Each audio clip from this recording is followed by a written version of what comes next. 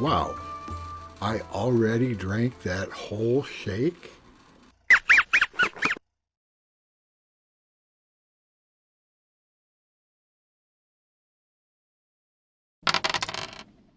This is by far the largest garnet that I've ever purchased or cut, by a mile.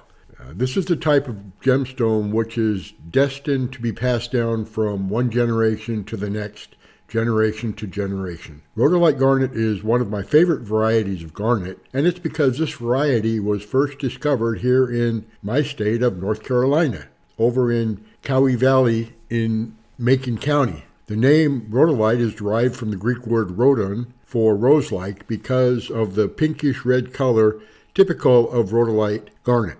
Now, for those of you that don't know of the Cowie Valley, well, that's where Franklin, North Carolina is. And there are many gem mines in that area. In fact, Franklin is where the United States Fasteners Guild holds its annual summer get-together for gem cutters. It's called the Franklin Frolic, or I guess now we've changed the name and we're calling it the Franklin Symposium. Anyway, come join us this summer if you can at Franklin. It's an awesome, awesome event. In the late 1890s in North Carolina in the U.S., the mineralogist William Hidden from Rhode Island discovered and named rhodolite in North Carolina. But outside of North Carolina, deposits have been found in Brazil, Greenland, Kenya, Mozambique, and Norway, as well as other parts of the United States.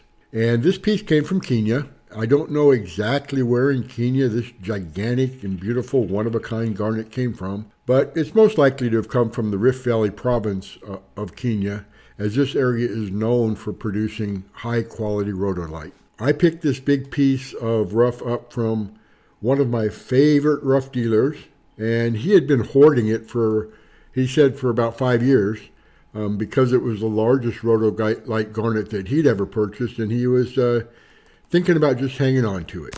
Now, about 2 years ago, I was in Kenya visiting gem mines and buying rough. I went with a group of fellow gem cutters, so it was an awesome trip because we were all gem cutters and spouses. I did examine a lot of excellent quality rough while I was there in Kenya and Tanzania, but I didn't come across anything even remotely as impressive as this big piece of rhodolite, which is very clean. If I had, I would have bought it up instantly. The closest I came on that trip to Kenya and Tanzania was to purchase a beautiful piece of pink tourmaline after about 2 days of haggling with the owner, and it weighs in at an impressive 65 carats. And I'll be cutting that pink tourmaline in a future video, and so stay tuned. But that piece is only half the weight of this monster rhodolite. So I did make a couple of videos for our visit to Kenya and Tanzania, and here's a link to that video if you're interested in taking a trip to the mines in Kenya and Tanzania sometime in the future. So I held on to this rhodolite garnet for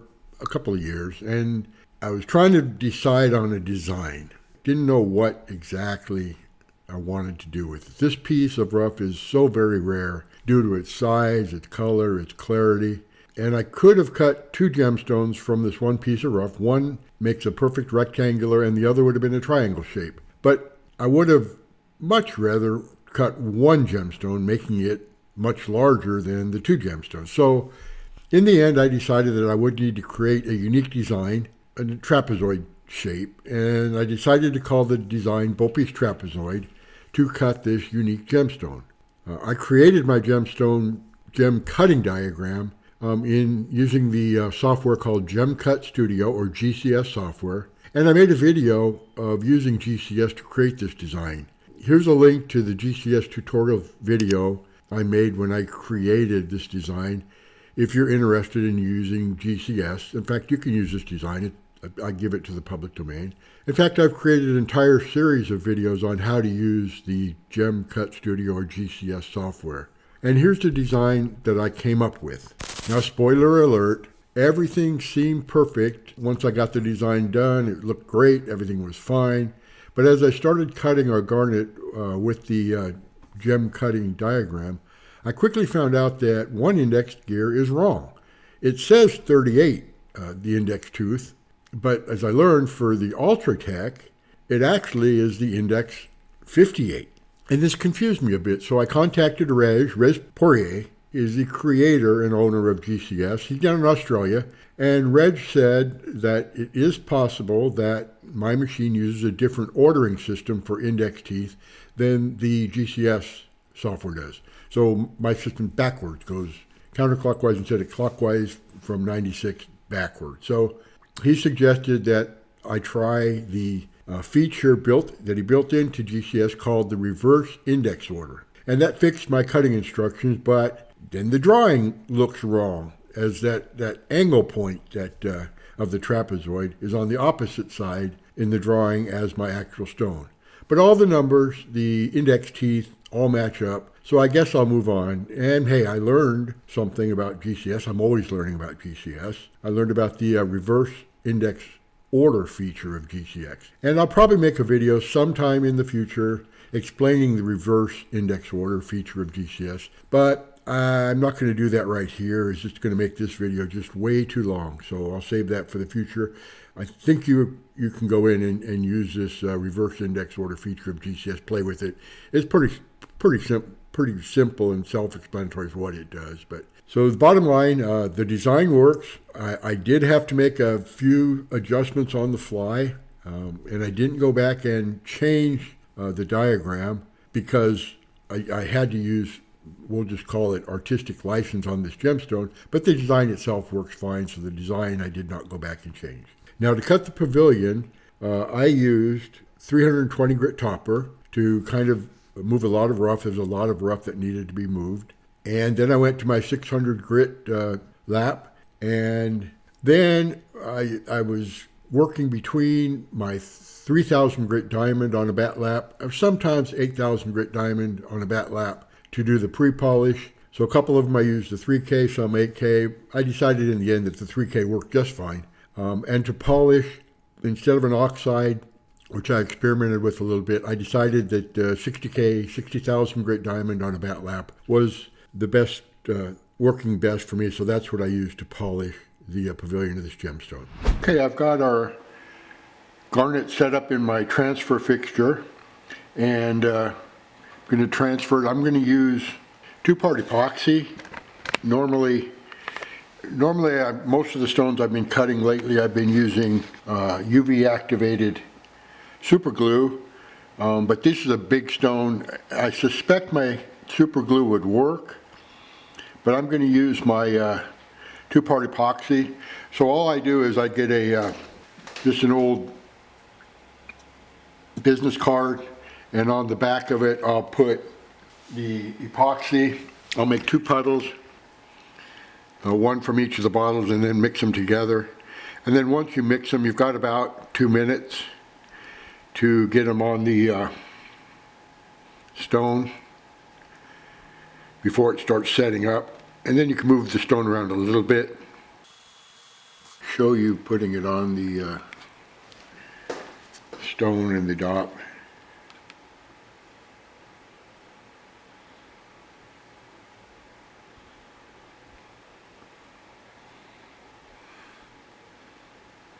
You don't want it to run too far down the dot. A little bit. You want a little bit to go down the dot, but not so far that it's going to impact your dops or your machine or your laps. Okay, so then you just push the top part onto the bottom. Turn the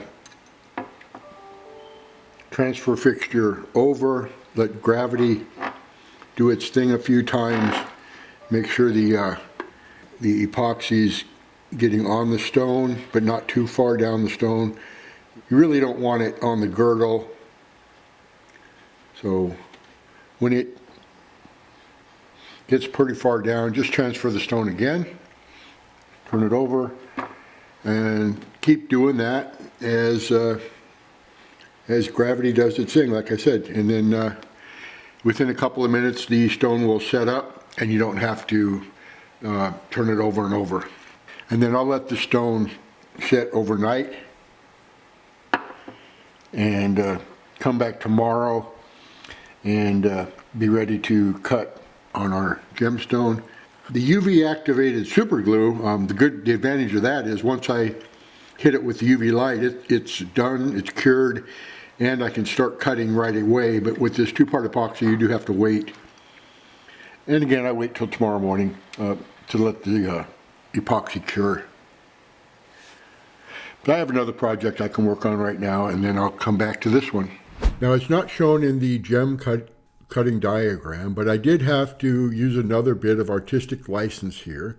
Again, that 58 index tooth facet of the trapezoid didn't quite meet the long facet. Stone wasn't quite big enough to have it meet. So I could have continued to cut that 58 index tooth in and keep cutting until I had a meet point where that 58 index tooth met the long facet, so the two facets met. But that would have reduced the size of the gemstone, so I decided not to do that. Instead, I just cut another facet, another girdle facet, to have the other two girdles facets meet, the 58 and the long facet. So I went over the first two rows or tiers with my 320 grit topper, just to kind of preform them and get them, knock out a lot of the rough that I don't need with my toppers.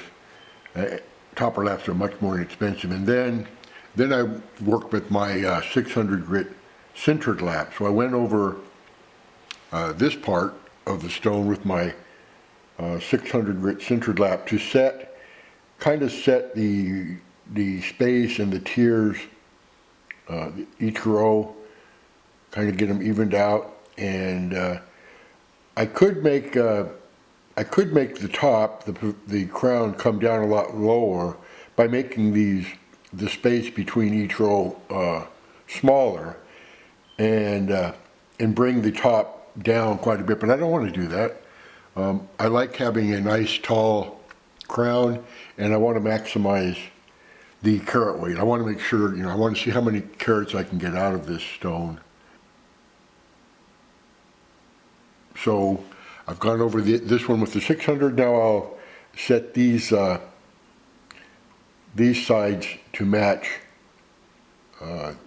this one with the 600, and then we'll go over it with probably 3000 grit diamond on a bat laps. Coming along nicely. What I'll do up here is once I get the girdle set, I'll come in at an angle and knock out, just cut this triangle piece right there in a little bit, and it'll just be on the first row. There won't be any of this part on any of the other rows,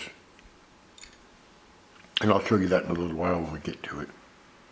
Okay, I finished the first row around our garnet with 3000 grit diamond on a bat lap to pre-polish the stones and line up the facets, line up each row, each tier. So I'll continue working each row, and then we'll be ready to polish. Okay, I've got our garnet all pre-polished with my 3000 grit diamond on a bat lap, and so now I'm going to use 60,000 grit diamond on the bat lap and polish it up. And then I still have the table to do, so we'll get to that next, but it's coming along nicely, polishing right up, no problems. Okay, I finished polishing the upper half of our garnet. I still have the table to cut and polish, but it's looking really good. It's got a great color, of course large, and now I'll set it up to cut and polish the table, and then we'll be done with our garnet. Okay, I finished polishing up the table, so now I'll soak our stone in acetone to remove the two-part epoxy, and then we'll be able to take a closer look at it and weigh it and measure it and send it off to BOPIE. It's looking really good, great color. So let's put it in the acetone. Okay, our stone's all finished up, and let's see how much it weighs. This Rhodolite Garnet is just a fantastic piece of rough. It's a wonderful gemstone that I really like. You just don't find clean pieces of rhodolite garnet this large and not too dark.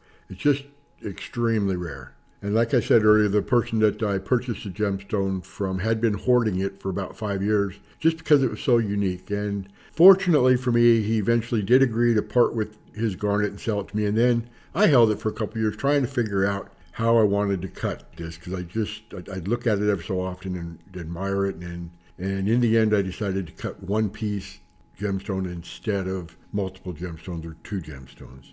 And again, this is by far the largest clean piece of garnet that I've ever cut or ever owned, and rarely seen anything bigger or better. So I did have to create my own gem cutting diagram for this monster, and then make a couple of adjustments on the fly that I explained to you earlier in this video. And overall, I really enjoyed cutting this beauty, and I have my fingers crossed that I will come across another ginormous piece of beautiful, clean rhodolite garnet again in the future someday. So wish me luck. And let me know in the comments what you think of this very large garnet. And you are welcome to give my gem cutting diagram, which I've named BOPIE'S Trapezoid, a try. Please drop me a line on Facebook if you do use a diagram and let me know how it turned out for you. Photos are always welcomed. And as always, happy fasting, everyone.